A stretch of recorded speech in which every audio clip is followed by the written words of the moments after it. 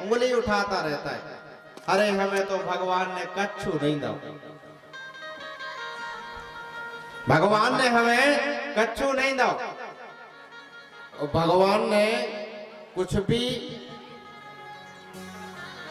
देने में कसर नहीं छोड़ी, सब दिया भगवान ने। इतना अच्छा शरीर दिया, घर दिया, सब दिया, फिर भी भगवान। कई लोग तो ऐसे हैं महाराज, तो भगवान ही में गलती निकालने लग जाए।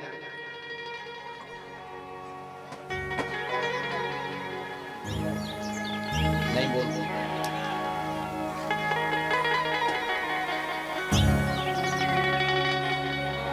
व्यक्ति जो है भगवान में गलती निकाल भी लग जाता।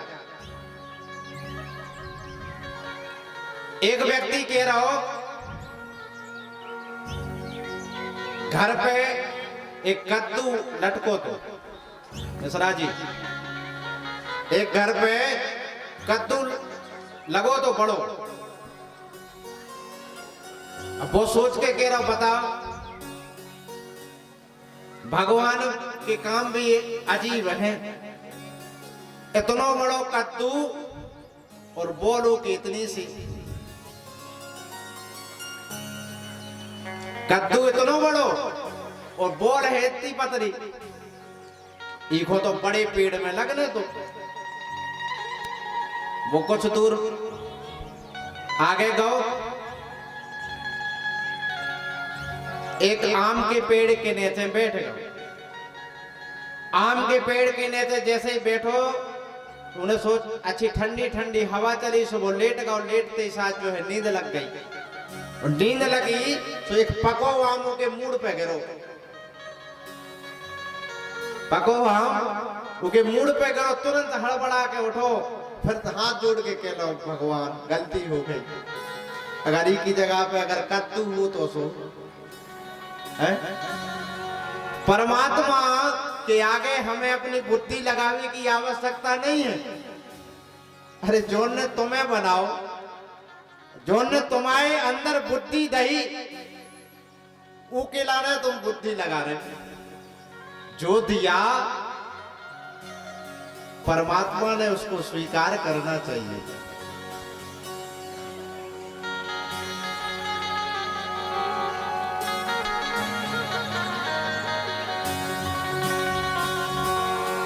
सुखदेव जी महाराज अब जो है उनको भगवान के चरित्रों को श्रवण करा रहे। कहते हैं कि जल्दी मरने वाले व्यक्ति को निरंतर भगवान का भजन करना चाहिए, और ये पूरा जगत परमात्मा का ही स्वरूप है, ऐसा सोचकर चिंतन करें। परीक्षित ने पूछ लिया, महाराज भगवान जीव को क्यों बनाते हैं? इस सृष्टि का विस्तार भगवान ने किया, ये कथा हम सुनना चाहते हैं। सुखदेव जी कहते हैं, राजन पहले इस पृथ्वी पर कुछ नहीं था, केवल जल था। सृष्टि का वर्णन सुनाया, और जल में ही भगवान ने एक मकान बनाया। संस्कृत में जल को कहते हैं नार, और नार जल यानी नार, और उन्होंने जल में ही एक मकान बनाया। मकान को संस्कृत में कहते हैं अयन। नाम हो गया नार अयन, नाम हो गया नारायण। नारायण ने सोचा कि हम अकेले क्या करें, तो नाभि में से एक कमल को उत्पन्न किया, उस पर ब्रह्मा जी हुए। ब्रह्मा जी मन में विचार करने लगे कि हम कहां से आए। जोन कमल में से निकले थे वही की तंदुल में नीचे जाएं, फिर ऊपर आए, फिर नीचे जाएं, फिर ऊपर आए। ऐसे कई वर्ष बीत गए, परेशान हो गए। तब उनको दो वर्ण सुनाई पड़े, ता और पा। तब करोगे तो पता चलेगा। खूब घनघोर तप किया ब्रह्मा जी ने, फिर आकर नारायण ने उनको दर्शन दिए और कहा कि आज मैं तुम्हें इस सारी सृष्टि का विधाता बनाता हूं। ब्रह्मा जी ने कहा, महाराज व्यक्ति के लाने छोटो मोटो पद मिल जाए तो वो अभिमान से ग्रसित हो जाता। आप हमें सृष्टि का विधाता बना रहे, अगर हमें भी अगर अभिमान ने घेर लो फिर भाई पद मिलने के बाद अगर व्यक्ति विवेकशील नहीं है, उस पर संतों की और भगवत कृपा नहीं है, तो बिना अभिमान के वो रह ही नहीं सकता। व्यक्ति के अभिमान के 4 कारण बताए, रूप, यौवन, संपत्ति और बड़ा पद। अभिमान कई चीजों से आ जाता, कोनो ज्यादा सुंदर हो वो भी अभिमान हो जाता, वो भी अभिमान हो जाता। कोई के पास खूब जमीन जायदाद हो वो भी अभिमानी मिल है। और युवा अवस्था में भी अब व्यक्ति को अभिमान से ही चला, अरे हम तो और बड़ा पद अगर मिल जाए, काय और मीटिंग नहीं है,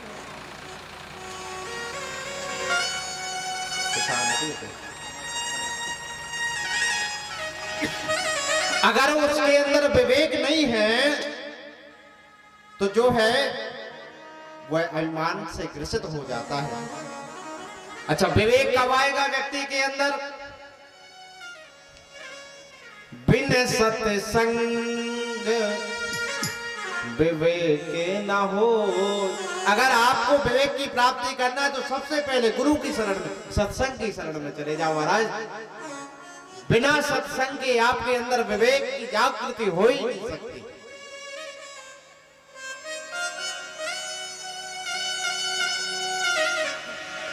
नारायण भगवान ने जो है ब्रह्मा से कहा तो तुम्हें अभिमान नहीं आएगा, क्योंकि मैं तुम्हें 4 श्लोकी भागवत प्रदान कर रहा हूं। अच्छा, भागवत में 6 वक्ता, 6 वक्ताओं ने जो है इस भागवत को कहा है। मुख्य वक्ता 6 रहे भागवत जी के। पहले वक्ता तो नारायण स्वयं है, जिनके मुखारविंद से जो है चतुर्थ श्लोकी भागवत ब्रह्मा जी को सुनाई गई। और ब्रह्मा जी ने वही भागवत नारद जी को सुनाई, और नारद जी ने वही भागवत व्यास जी को सुनाई, और व्यास जी ने वो भागवत सुखदेव जी को सुनाई, और सुखदेव जी ने वही भागवत परीक्षित जी को सुनाई। और इसके बाद जो है वही भागवत को पंचामृत बनाकर इन जब 5 वक्ताओं ने सुना दी तो पंचामृत बनाकर वही भागवत परम आदरणीय सूत जी महाराज ने 9 से अधिक 88,000 ऋषियों को सुना दी।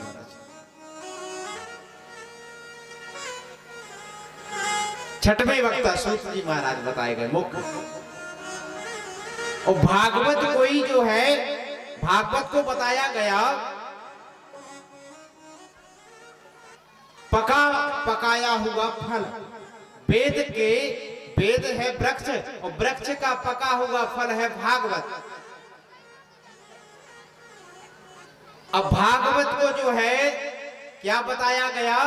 पिबत भागवतम रसमालयम। फल है तो फल तो खाया जाता है, लेकिन क्या कहा गया? पिबत भागवतम, इसको तो पान करो महाराज, पियो।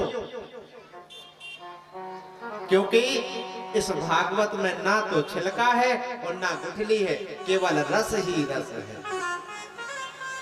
इसको पान कर। अमृतमय फल बताया गया, अमृत के समान।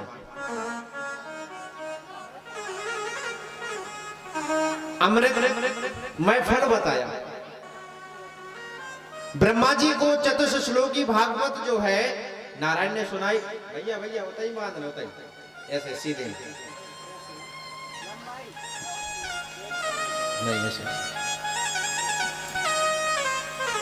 चतुर्थ श्लोकी भागवत सुनाई। ब्रह्मा जी को जो है आत्मज्ञान हुआ और कहा नारायण ने कि जाओ सृष्टि का विस्तार करो। तो सृष्टि का विस्तार किया। शेरा भैया सीधे बांधने ऐसे।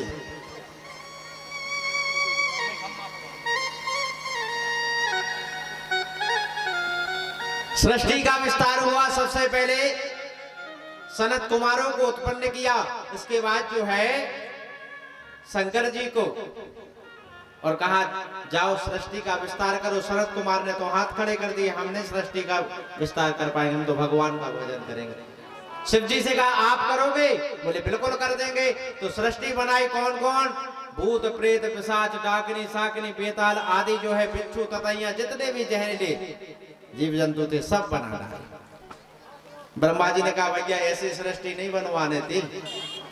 बोले लेकिन जो बन गया इस सृष्टि में जो है कोई व्यर्थ नहीं है, आपकी सृष्टि भी काम की है, लेकिन कब? जब इस सृष्टि का प्रलय का समय आएगा। प्रलय के समय पर यह सृष्टि जो है काम आएगी। नारद जी को उत्पन्न किया, सप्त ऋषियों को उत्पन्न किया, छाया से कर्दम को उत्पन्न किया, सबने मना कर दिया। फिर जो है दाहिने अंग से मनु और बाएं अंग से शतरूपा को प्रकट किया, और मनु मैथुन सृष्टि का विस्तार मनु और शतरूपा से हुआ।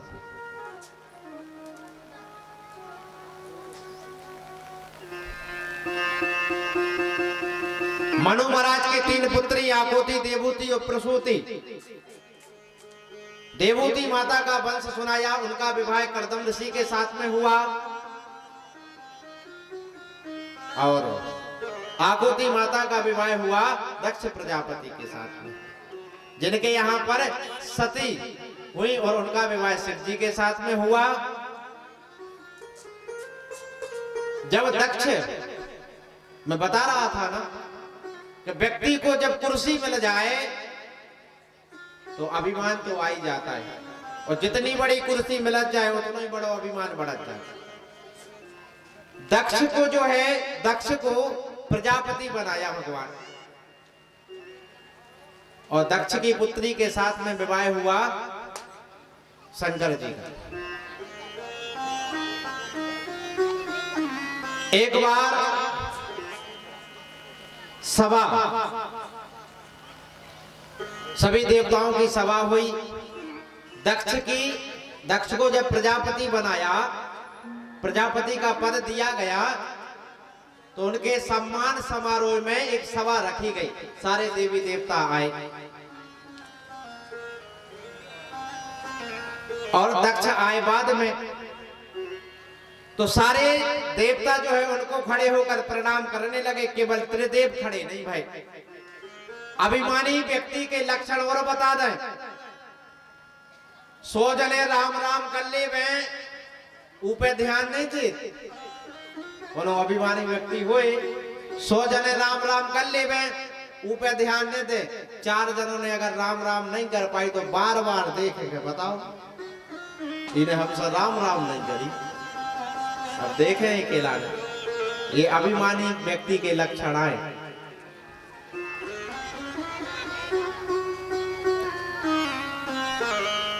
अभिमानी व्यक्ति के लक्षण है महाराज। अभिमान की एक विशेषता और है, खुद को छोड़कर बाकी सबको दिखता है कि ये अभिमानी है।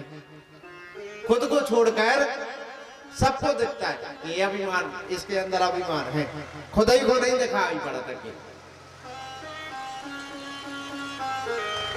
दक्ष की सम्मान सभा में सारे देवी देवताओं ने उनका स्वागत किया, खड़े होकर। केवल त्रिदेव नहीं उठे, ब्रह्मा विष्णु और महेश। दक्ष ने विचार किया, ब्रह्मा जी हमारे पिताजी हैं, नहीं उठे कोई बात नहीं। विष्णु भगवान जो है हमारे आराध्य हैं, नहीं उठे कोई बात नहीं। परंतु ये तो शिव मेरा दामाद है, इसको तो उठना चाहिए था कि नहीं।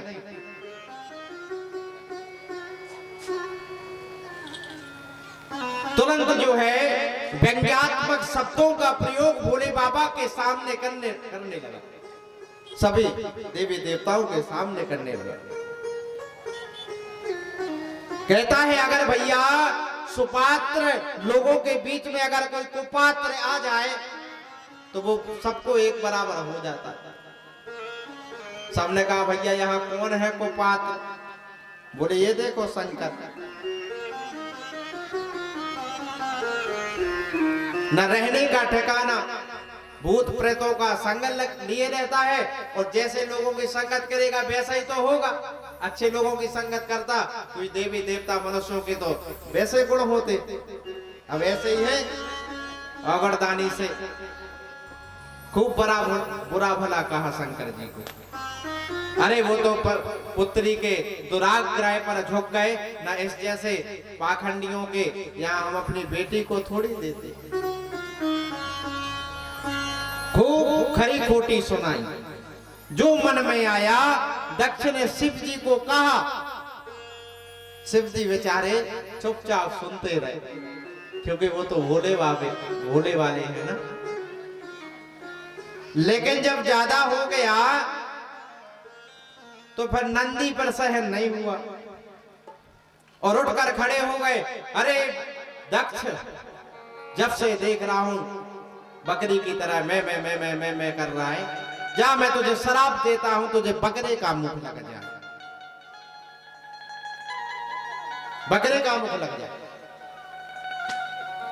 देवताओं में से भृगु आ गए, कहने लगे ससुर दामाद को झगड़ा चल रहा, तुम काहे बीच में बोले? जाओ, तुम्हें हम शराब दे रहे गए, शिव के गढ़ सब पाखंडी हो जाओ।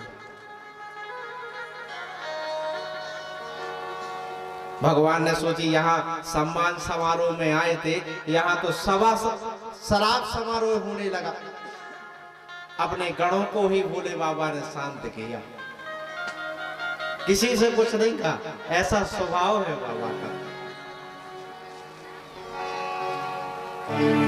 शीश पे गंगा है, कंठे भुजंगा, कोटि अनंग लजावन वाले, मृग हासक सूल है नासक सूल, वही डमरू को बजावन वाले।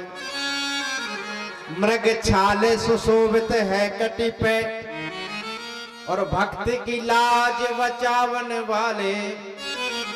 शंकर की महिमा है अपार, ये दानी बड़े हैं बड़े भोले भाले। बाबा की तो बात ही निराली है महाराज।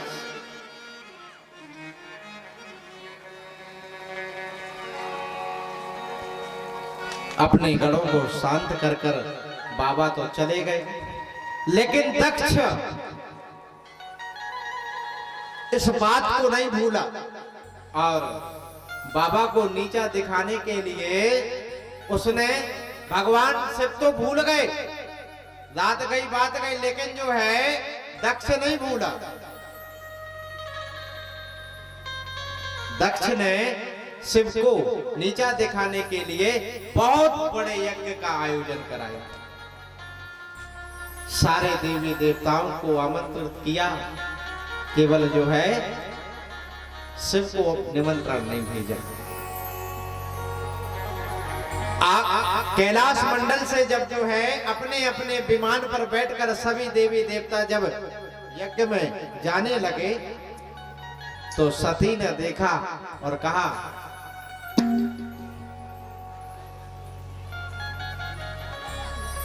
कि स्वामी ये सब कहां जा रहे हैं? ये सब कहां जा रहे हैं? भोले बाबा ने आज अपनी पत्नी को बताया, तुम्हारे पिताजी ने जो है बहुत बड़े यज्ञ का आयोजन किया है, सब लोग उसी में सम्मिलित होते जा रहे हैं। सती आश्चर्यचकित रह गई, बताओ पिताजी की यहाँ यज्ञ हो रहा है, हमें पता नहीं। बोले हमें निमंत्रण नहीं आया। बाबा ने कहा हमें निमंत्रण नहीं आएगा। बोले क्यों?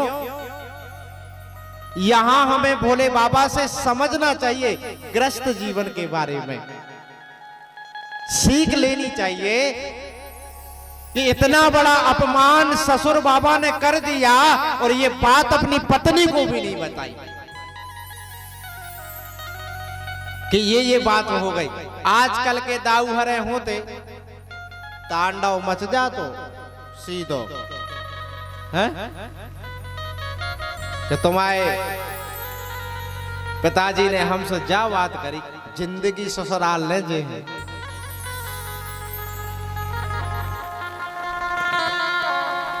ससुराल के जो है ठाटा लगाई चलत, तन्नक कछु बिगड़ भर जाए।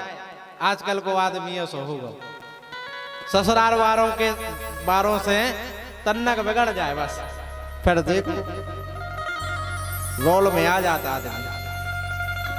तो सबसे ज्यादा सरपंच साहब ब्याह शादियों में होते कहने कहो जी जाए एड़ जाए, तो सबसे ज्यादा एड़ा थे फूफा हैं? दो चार आदमी उन्हीं को मनात खरत। इतना बड़ा अपमान हो गया, लेकिन ये बात सती को आज बताई। बोले इसलिए निमंत्रण नहीं आया।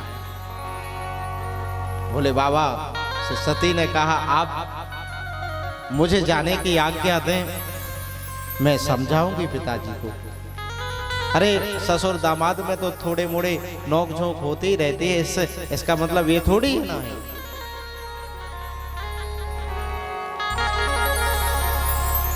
बाबा ने कहा सती तुम वहां नहीं जाओगी। बोले क्यों?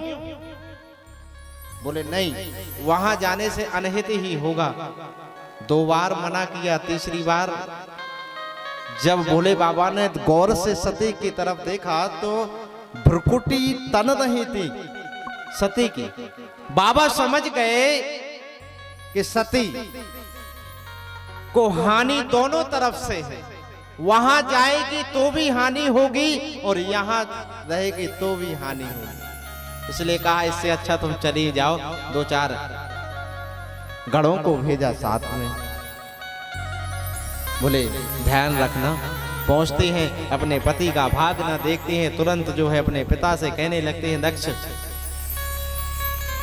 तुम्हारे नाम से मेरा नाम जुड़ा है, तुमने मेरे पति का अपमान किया है, अब मैं तुम्हारे इस नाम को ही नहीं रहने दूंगी कि मैं दक्ष की पुत्री हूं। तुरंत अपने देह अग्नि से जो है शरीर को भस्म कर दिया। वीरभद्र ने यज्ञ विध्वंस किया और दक्ष का गला काट दिया। बाद में सामंजस्य हुआ, यज्ञ हुआ, दक्ष को बकरे का मुंह लगा और आगुती माता का वंश आगे नहीं चला।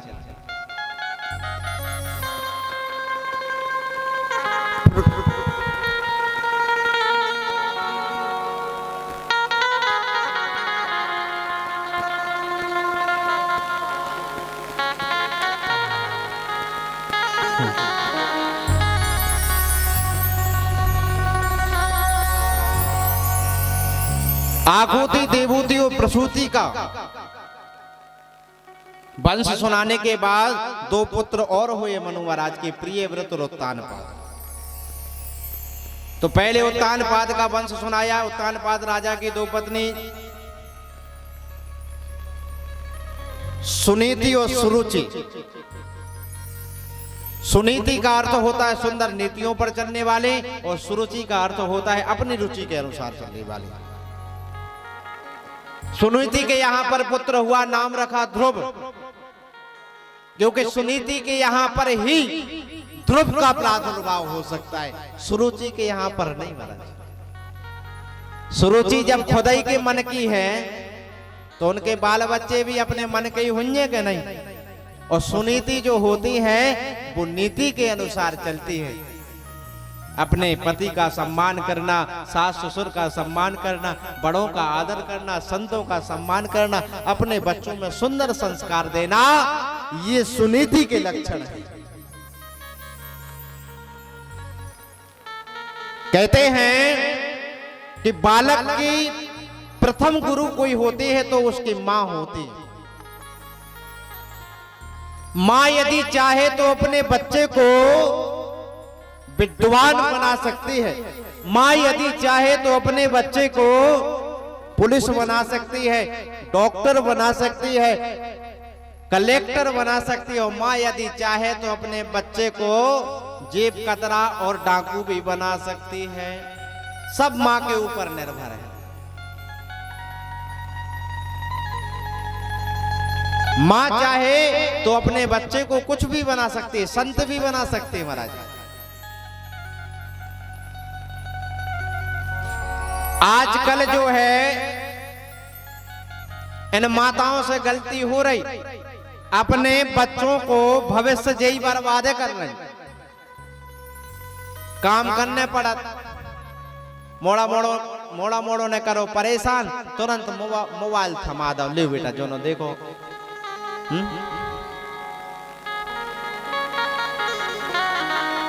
मोबाइल की लत इतनी खतरनाक हो रही है कि चाहे 5 ग्राम तुम ड्रग्स होती है, अफीम जहरा ही कैसा कर सी दो, चाहे तुम मोबाइल दे दो और चाहे उनके लाने अफीम दे दो, ड्रग्स दे दो, वो पाउडर सोरे थे उसकी लत लग जाए तो कहूं से मैं ढूंढ के जो है ले आके उसके लाने सेवन करना ही पड़े है, नहीं तो जो है अच्छे अच्छे पागल हो गए। ऐसा ही है मोबाइल। जिन बच्चों के लाने मोबाइल की आदत पड़ गई महाराज, कई जने पगले आ गए, मोड़ा मोड़ी आंखें ऐसी हो गई कि पूछो ने। हमने तो कई